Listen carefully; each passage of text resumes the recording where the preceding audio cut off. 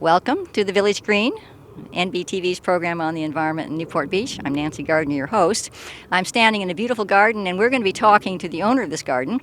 And then also we're going to be talking about street sweeping and all its benefits, which you may not be aware of, and to our harbor master and what he and his staff do to help keep the harbor clean.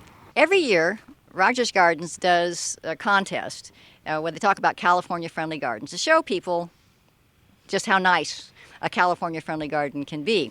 And almost winter, not quite, was this garden, but I like it because I saw it before. I've got the before and after, so it's just, that was really made it special for me. So I am here with the owner of the garden, Kristen Petros.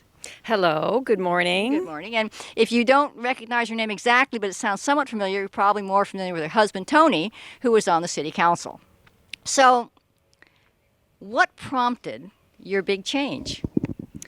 You know, I have been in this house for over 10 years with Tony and my family, and when we moved in, the garden was already here, and there was a big piece of grass out here and very formal box hedges, and I wanted to change it, 10 years ago.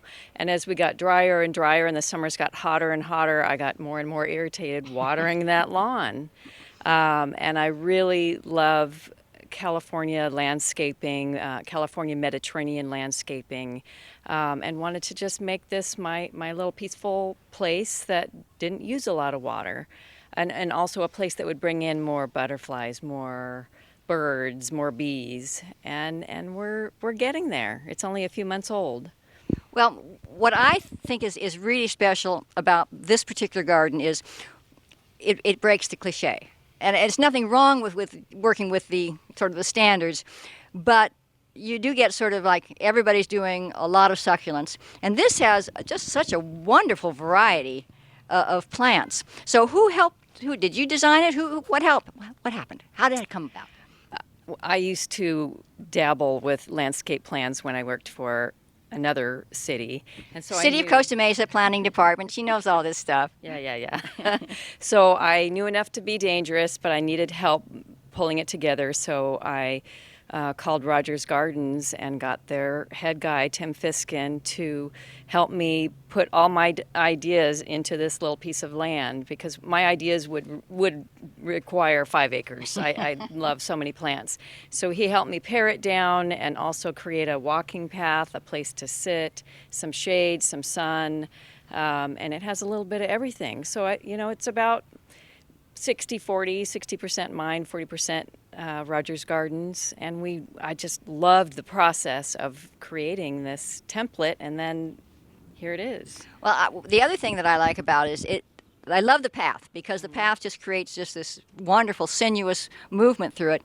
But you said 5 acres. It feels so much bigger than it is because of the variety that you've got here.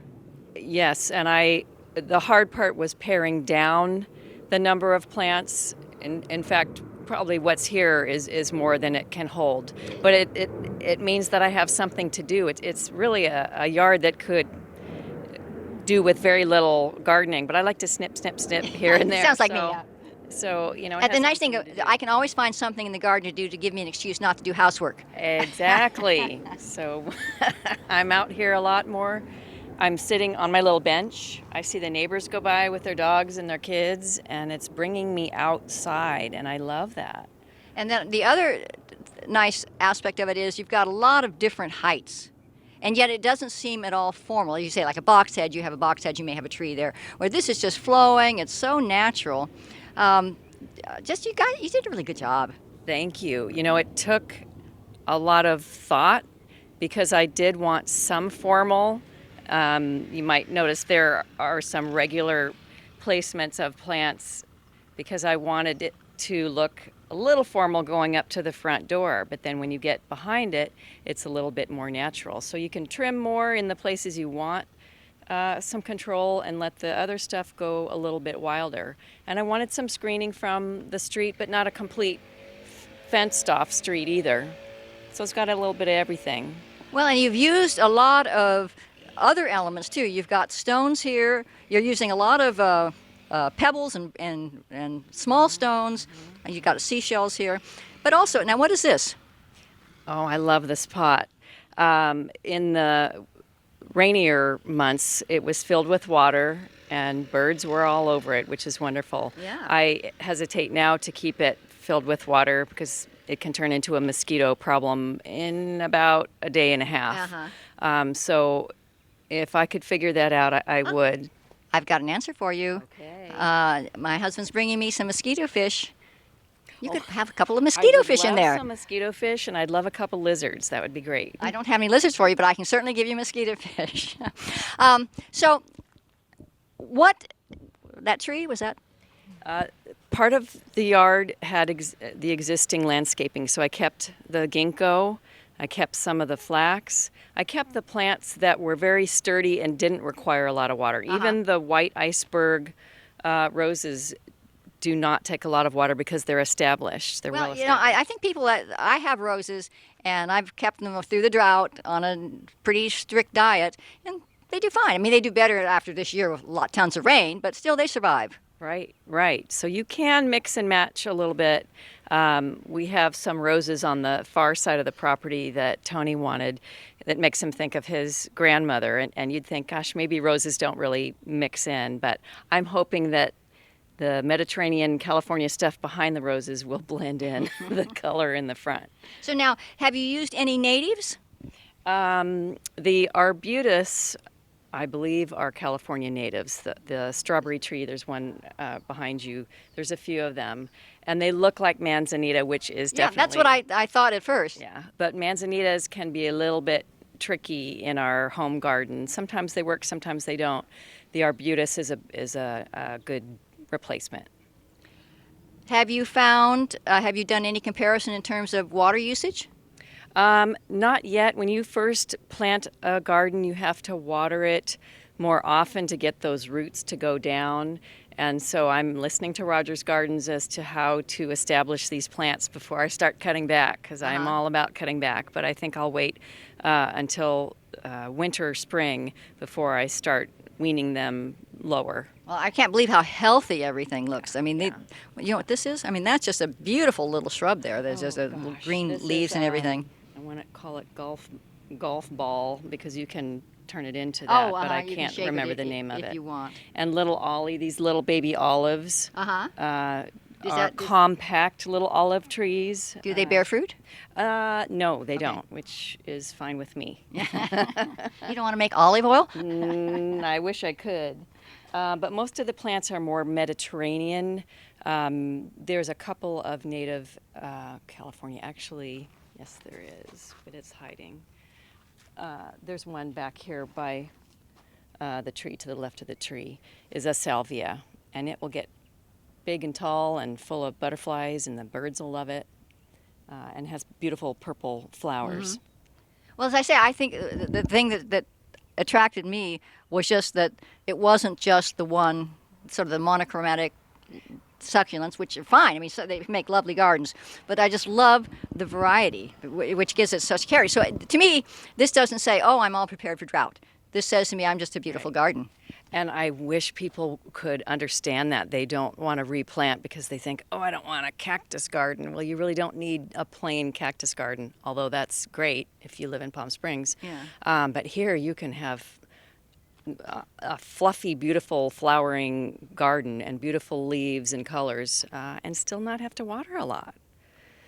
Well, you must have known a lot about plants before you even started. Even if you had some help, you must have had in your mind, you say, some ideas of plants that you really liked. Did you study that or anything, or what?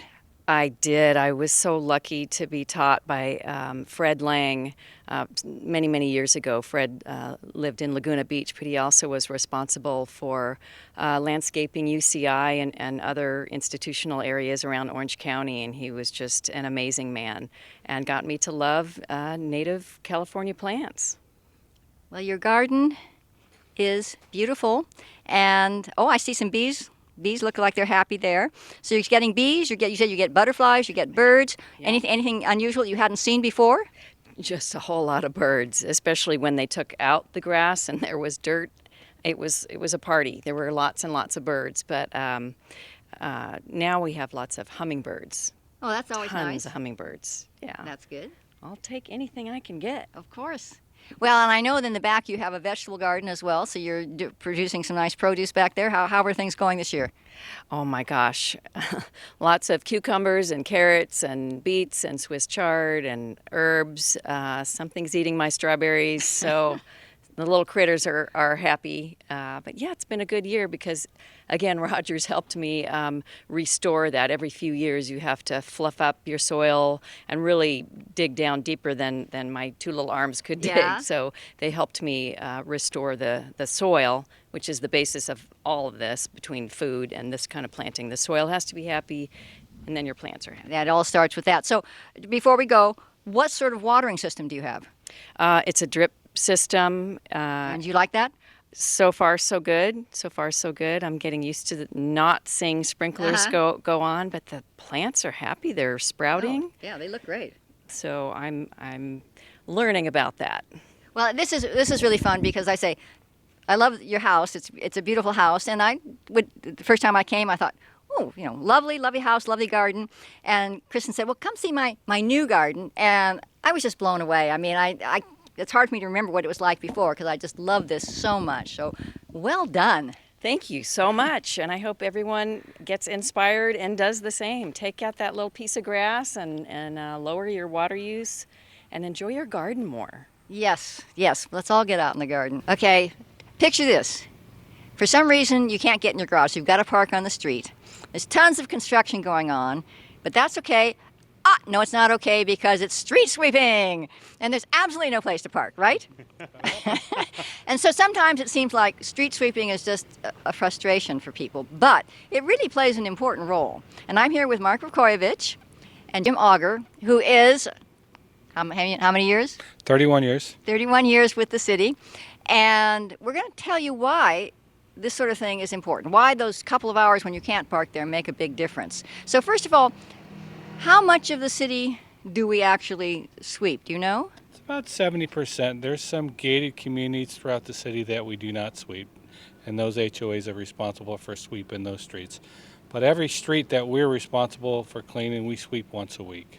Once a week. Well, I know that the Water Quality Committee did a little research, and they found out that almost every one of those gated communities has a street sweeping schedule. It's not often, most of them don't do it weekly, but they do sweep as well. So, why? I mean, the obvious thing is maybe there's some leaves in the street, but hey, we could sweep it up with, they'll go in the gutter and fine, whatever. So why? Why? Well, back in the day when I started, the big thing was just try to keep the streets as clean as possible. I mean, this is a popular destination for a lot of people, so we want to keep the city looking pristine.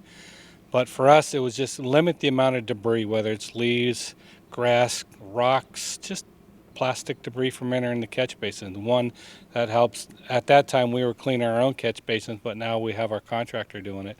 And then we just keep all that debris getting into the bay and the ocean before the rain event comes. So our goal was it back in the day, and still is now, is to keep the streets clean, and then to keep that debris out of the catch basin box, which limits the cleaning. We still clean every year, but the main goal is just to keep it clean before it goes into the bay.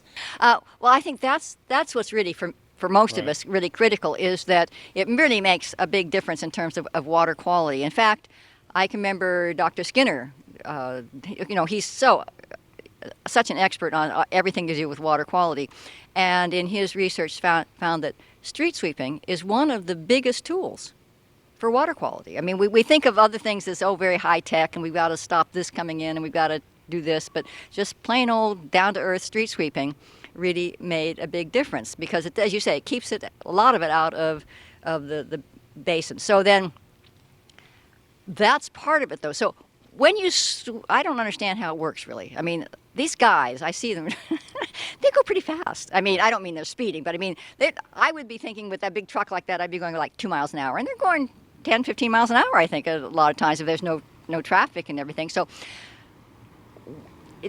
how does it work? Well, it's a regenerative air street sweeper. Oh, well, that explains everything. It's a Temco regenerative air street sweeper. Back in the day, we had rear brooms, but we what is it? Yeah. a rear broom street sweeper, so it has the broom on the back, so the broom is actually moving around Okay. and picking up debris. Where this is air and it's just suction from the pickup head, and that picks up all the debris. So the gutter brims sweep the debris in the center of the sweeper in front of the pickup head, and it just sucks it So up. it's a And then vacuum. basically, it's just like a big dry vacuum. We do have water that does keep the dust down, but that's what it's designed to do. So And that's why it's so loud too. I mean, people hear the sweepers. It helps with the parking, right? Because you know the sweeper's coming Right. because it's got this huge blower and vacuum system on there, and that's what it's doing. It's forcing air down so the vacuum can then pick it back up. okay, so then it fills up at a certain point, and then did they come to the yard here to discharge it, or what happens? Yeah, once they fill, it holds up between 5 and 6 cubic yards of debris. And once they fill up, they'll take it to the municipal operations yard, which is on the corner of Superior and Industrial, 592 Superior Avenue. And then you'll just dump their debris there, hose off the seal on the hopper door, and then fuel up with water, and then go back out again. And is it mulch then, and that sort of thing turned into mulch? No, that goes into a landfill. Oh, you it know. does go into a landfill. Yeah, Okay. It's trash, and it's mixed, with all kinds of organics and That's- plastics and things, so it has to be trash too. And we have 4 sweepers running every single day, throughout the city. And also, people know mainly about our weekly street sweeping, but there's a lot of streets and all of our beach parking lots that get swept 5 or 6 days a week, so almost every day. Because we're trying to capture that trash. We're trying to send a message, also too, that we want this area clean, and we want to prevent all of these things from ending up onto the sand and the beach and the harbor. So, and then so the city does its own, but then we also have contractors that do it? Well, we have contractors. We have this one sweeper, so we have this for special events or extra street sweeping. But we have Athens Services that currently sweeps every street in the city, and then we have SoCal Properties that sweeps all of our alleys within the city twice a month. Yeah, I see them come down the alley, and that's pretty cool. Now, are these regular gasoline powered, or Well, this one's a regular diesel engine, but the newer ones are CNG, and that's just additional vehicle and cost. But this was an older one, like I said, and it's diesel. But all the newer ones moving forward are CNG, and that's what Athens is currently using. well, there's a lot of white space up there. It seems to me there could be wouldn't it be good to have like a message about why? Maybe something about this is helping keeping your ocean and harbor clean or something, a little educational thing. So then when people see, they go, oh, of course. Now I don't mind that not being able to park there.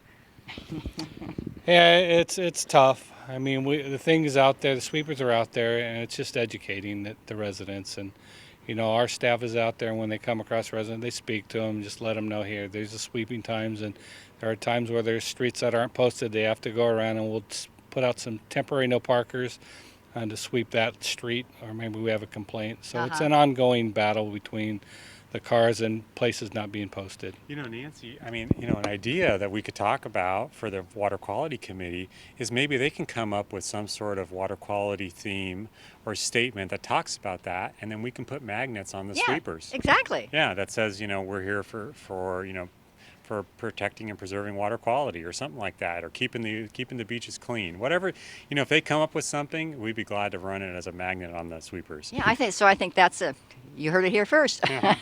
Well, and the sweepers, you'll notice them. The sweepers that you see on the streets, they're gray. They're all gray. They're run by, Athens, and like Jim said, they're CNG, which is compressed natural gas. So they're the cleanest burning, just like our trash trucks that are out there too. They're the best kind of cleanest burning engines available. Well, I also know, I think sometimes people think it's just a way of the city to make money. Oh, more tickets. But although they do patrol and ticket, I noticed that those particular officers try to be as cooperative as possible. If they see is that your car, you got to move it. They don't just automatically ticket. They give people warnings if they can, which is nice. And I had one time when I parked and I came out and there was a ticket and it said, street sweeping, and I looked around and I finally saw the sign. It was completely obscured by vines or something, and so I took a picture of it, and I just said, "Hey, fine, I'll pay my ticket, but you should." And then they forgave my ticket because it's not a punitive thing. It's just though if cars are all there, we can't get our streets clean, so you have to move it. So, all right, you're going to see these signs pretty soon. We're going to come up with something great. I like it. Great like for it. that. So it seems like I would imagine just you look and the streets are pretty clean. So they go sweep and they sweep and they sweep and they come back with a garbage bag full of leaves. But I don't think that's quite the case. So tell us about the amount of stuff that's collected. Well, the amount of sweeping debris, it varies. I know during Santa Ana wind events, we get a lot more debris. So if you average it out, we're getting about a little over 9,000 cubic yards of debris a year. That's about 700, a little over 700 cubic yards a month for one of the four sweepers, total of four sweepers, Athens sweepers. Is that a football field? That's always hard for me to picture, but that's a lot. So that's 700 cubic yards. It's not going into our harbor or out into the ocean. That is correct. That's huge. That's great. Yes. That's a winner. So now we're going to translate this into something that I can visualize, since I'm not very good with cubic yards. All right, so everyone's seen a dump truck out there, right? 10 wheels, 8 in the back, 2 in the front. That holds about 12 yards. So about 60 dump truck loads of sediment and debris and trash that we're collecting every month from the streets. 60 dump trucks. Okay. Well, that I can picture that very easily, and I am so glad that we're picking it up and not. Unfortunately, it has to go to a landfill, but that's better than going into the harbor and the bay. Absolutely. All right. Yeah. Thank you, guys. Thank you. I am here with Kurt Borsting, who is our harbor master. How long? Gosh, 7 months now. Okay, so you're not quite a newbie anymore. And we're here at Marina Park, where you're headquartered. That's right. And explain a little bit about what the harbor master does. What are some of your duties? All right, well, thank you. Well, I am fortunate enough to get to work with a team of staff here that patrol the harbor regularly, and they assist our mooring permittees, and that includes approximately 800 offshore moorings, another 400 shore mooring permittees who store their boats here at Newport Harbor. It also includes managing a guest marina where we have up to 23 vessels at a time that come and just enjoy Newport Beach as an excursion. We also will make use of those same offshore moorings for guests when vacant and available, so we can host other folks that are coming to visit Newport Beach. There's lastly an anchorage area where people can stay for up to 3 days free of charge. And so lots of different options for people to experience the harbor. In addition to managing those functions, we also help with special events where we permit everything from collegiate racing to some of the yacht clubs that will host sailing events, to raft-up functions. And so a lot of diversity in terms of our activity. Our kind of overall goal is to be an ambassador of the harbor where we can help with information and sort of a shared use principle of the harbor. So one of the things you said, the very first thing was you go around and you're sort of looking at the moorings. What are your staff, what do they look for? Well, there's a number of things. So one of the things they're doing is checking on vacancy to see which of the assets are available for either visitors or the permittees to return if they're on an excursion.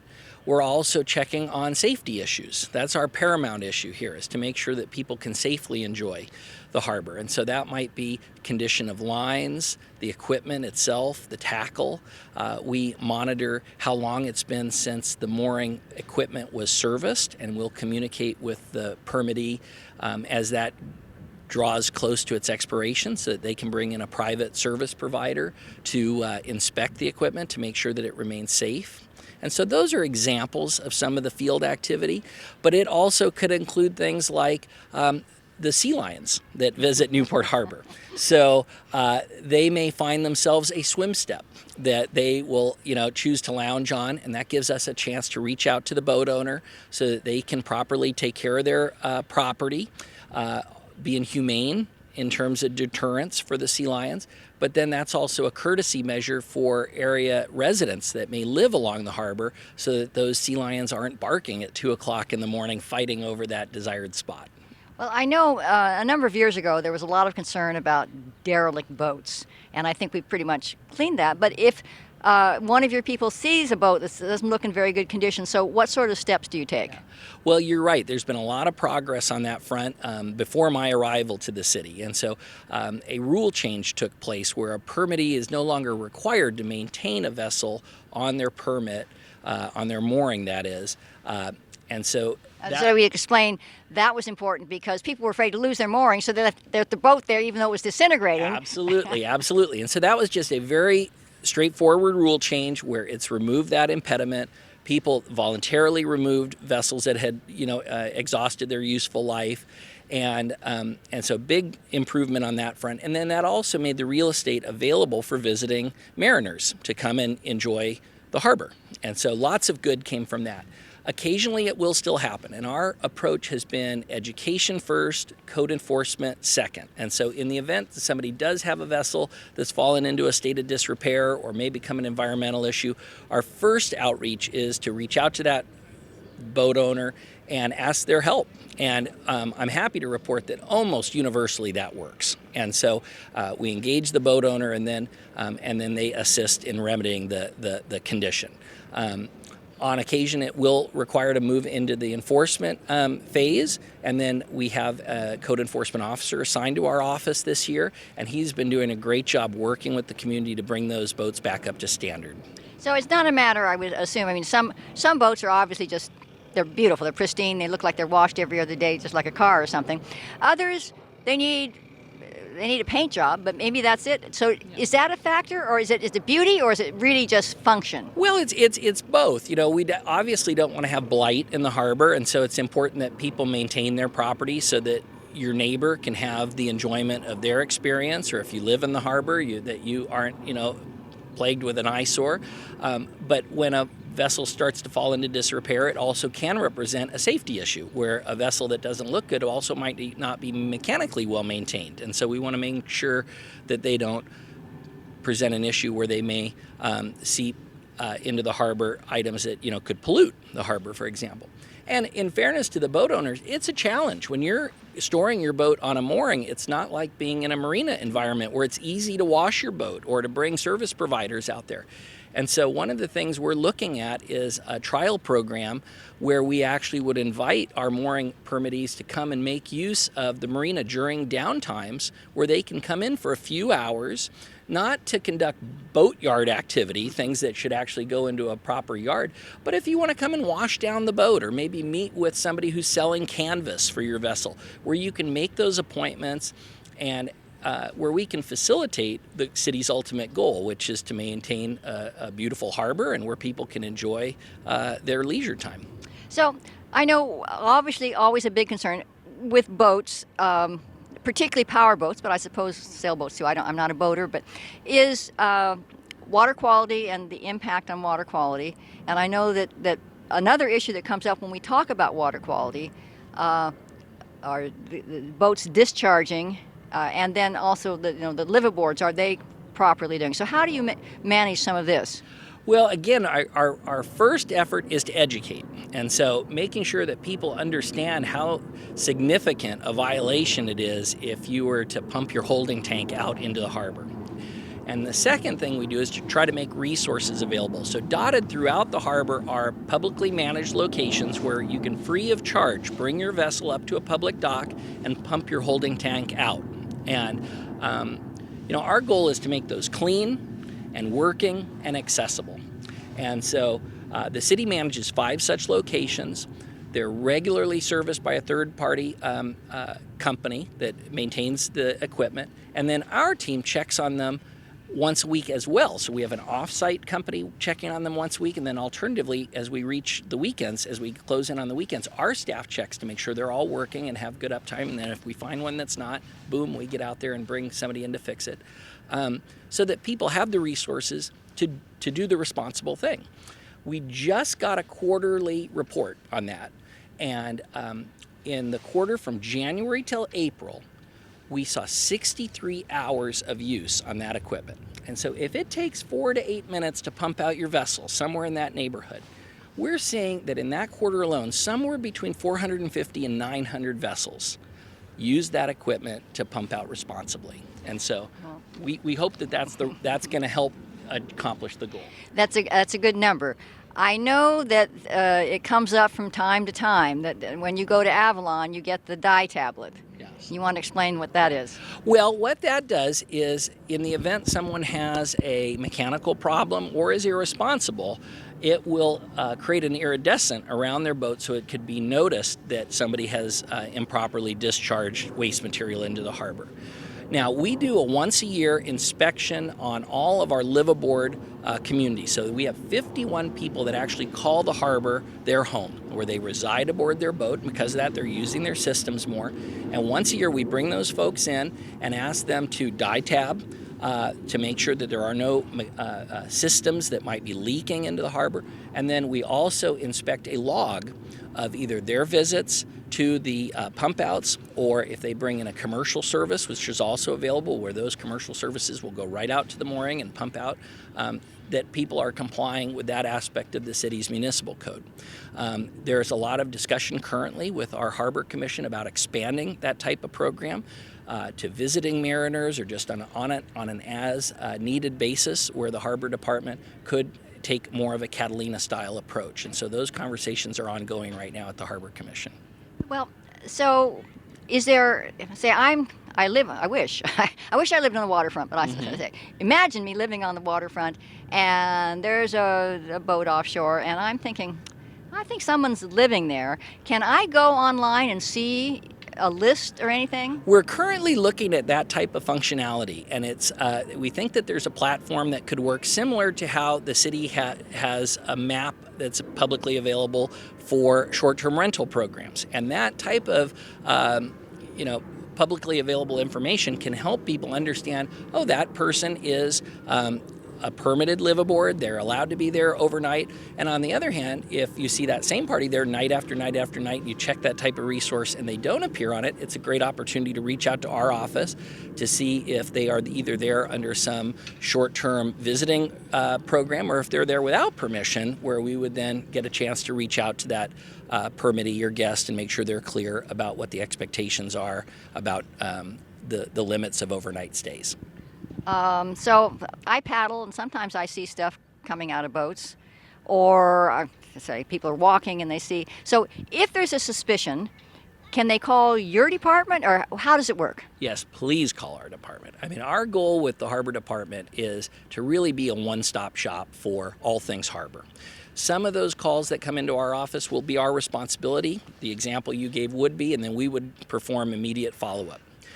In some cases, it might be a responsibility that falls to another department, but rather than the citizen needing to navigate the city's systems, if they call our office, we'll help shepherd them to the right person to assist them with their requirements. So if it was expanding a public dock or privately held dock, for example, that's a different city office, but we could help guide them to that resource. So almost anything they can start with you, and then... We would really appreciate that. Well, good. And what's the number?